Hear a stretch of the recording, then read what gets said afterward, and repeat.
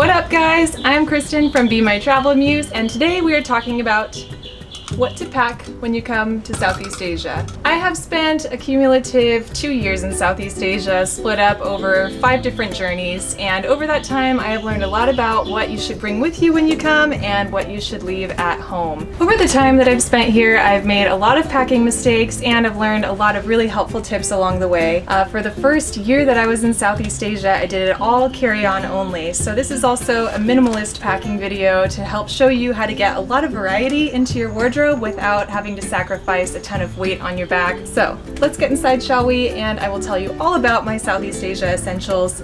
And the other good news is that it's air conditioned inside. I'm face sweating like a beast. Let's go. Okay, let's get this mess under control.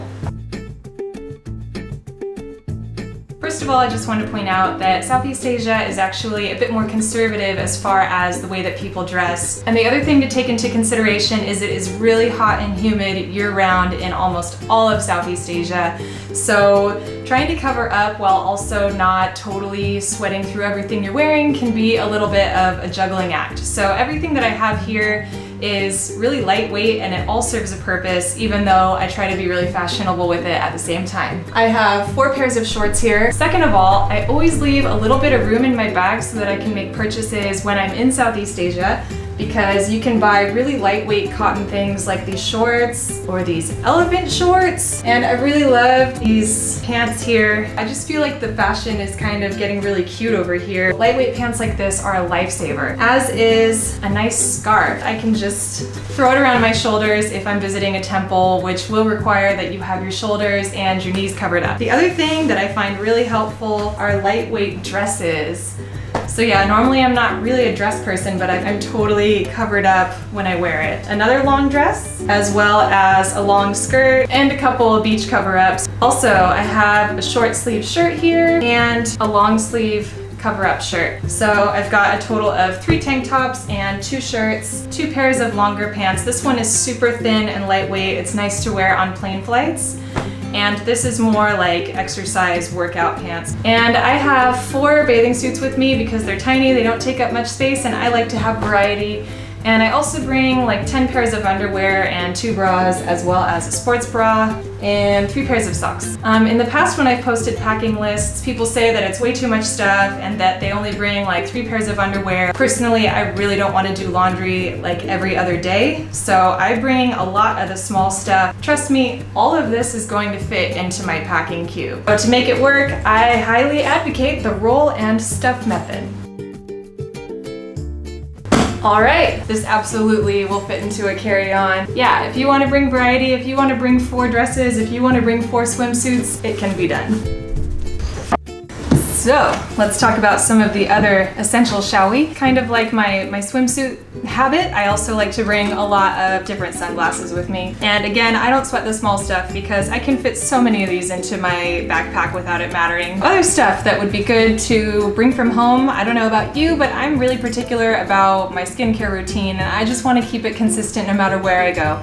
So I bring enough face wash and also solar moisturizer. I really like this DeVita brand. I like that it keeps me safe from the sun. Speaking of, I always bring a hat along with me. If you also do not want crow's feet or leather face, bring a hat with you. A deodorant. I kind of need like extra strength deodorant, so I usually bring at least 2 sticks from home. Razors. I wouldn't count on finding Venus razors, so if you really like to have nice razors, bring these from home. I also recommend a Diva cup. It's a menstrual cup.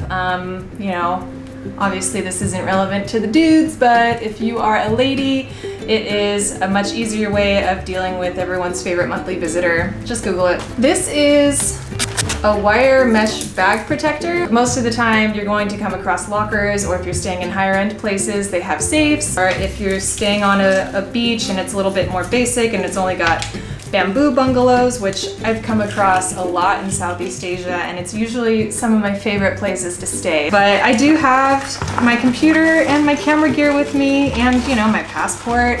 So this just makes me the most annoying person to rob. That has been enough so far. Next, I just want to talk about my makeup bag. I don't know why I brought that with me. Yeah, I'm a month in and I'm just kind of laughing at myself now because there's no way I'm putting that on. Things like shampoo, lotion, conditioner, you can replace all of that on the road very easily. I've never had a problem replacing things like toothbrushes, toothpaste, basic toiletries. Okay, next I have a pair of flip-flops made out of yoga mat fabric. Those are outside because they're really sandy and gross. I also bring some fancier sandals.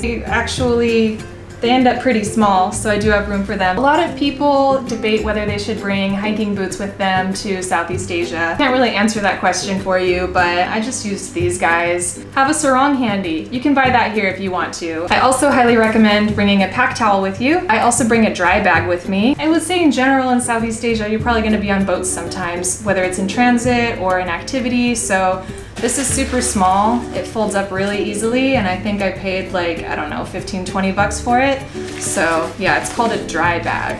This is the stuff that sort of goes into my day pack. I have a wallet here that has spaces for multiple currencies, and obviously you could go a lot smaller, but I just really like this color. I also really like that this comes off and then I can attach it to this within my purse. So even if someone were to get all the way in and try to take it out, they wouldn't be able to. Also stick my passport in here and my unlocked iPhone, which I highly recommend. I always get local SIM cards when I'm traveling. It helps me get out of pickles sometimes if I'm lost or if I'm just really bored, and I paid like 20 bucks for 16 gigabytes of data here in Thailand, so that's really useful to me working on the road. In some big cities like Ho Chi Minh City and also Phnom Penh in Cambodia, it's really common for motorcycle thieves to come by and try to snatch your bag, but they usually don't go for you unless you're an easy target. So if you've got something that is difficult to slash and it's worn across your body, then they're probably just gonna go for an easier target. So in case I go hiking or just need space for a little bit more stuff, I bring a string bag that's really small, really easy to just throw things into. And finally, I bring a Kindle along with me, which I obviously need to charge,